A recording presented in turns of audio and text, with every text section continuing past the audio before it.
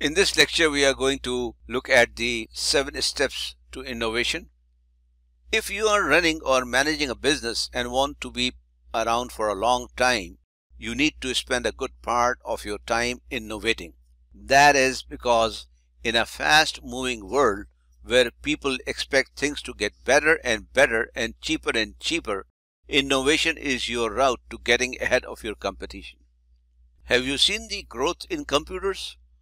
Like from 386 to 486 to 586 to Pentium, Pentium 1, Pentium 2, Pentium 3, and then you see Core i4, i5, i7. I mean, can you imagine that? There was a time when you will send a command to the computer and then you will wait. And now they are becoming so fast that we actually want things to happen instantly, isn't it? And it is all because of innovation.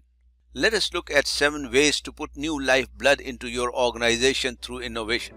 Thanks for watching. If you want to learn more, click the link below in the description box.